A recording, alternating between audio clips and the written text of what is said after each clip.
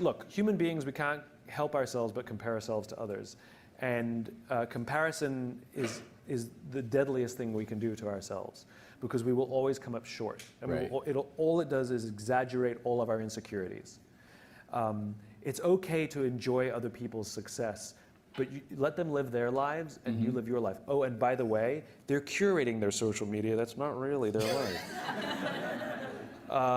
And so you're making decisions based on how you feel, based on their curated things. I know, I've talked to so many millennials. I know somebody who's out of work, really depressed, and yet she goes and does all these things so she has the appearance of this amazing, successful life. And so now she may be making those decisions based on what her friends, who knows what sort of weird, twisted, exaggerated, circle of depression this is forming. So go back to the rules of the infinite game. Your friends are there to admire. Your friends are there to say, God, I'm so happy for them. What are they doing that I can learn from? I'll give you an example. So we can all fall into this trap. So, in my business, authors and speakers and folks like us, we're all comparing ourselves to each other, and sometimes it can get silly and competitive.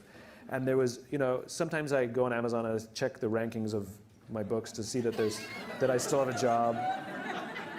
And now and then there was this one author who I hated for no reason. He's very smart. His work's incredibly good. He's incredibly well respected. I respect him, but I hate him. And I would check the rankings of his books. And when I was ahead, I'd be like, yes.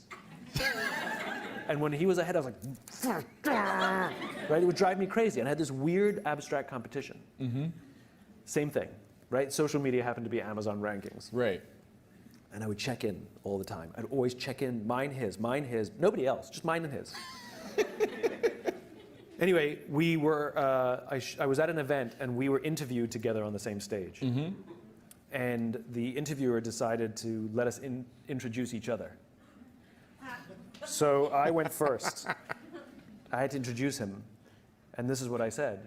I looked at him and I said, you make me very insecure. I said, because all of your strengths are all of my weaknesses. And every time I see you do well, it just reminds me what I'm bad at. That's how I opened up.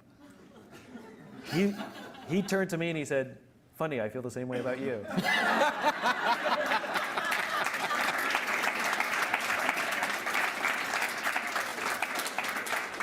And now we love each other. Because I realized that he's really good at what I'm bad at. So by me getting to know him and really learning to love him, I'm realizing I'm getting better at those things. And I'm taking more pride in the things that I'm good at rather than thinking I have to be good at everything he's good at. Right? So it's healthy to grow our own strengths and rather than be intimidated by the strengths of others.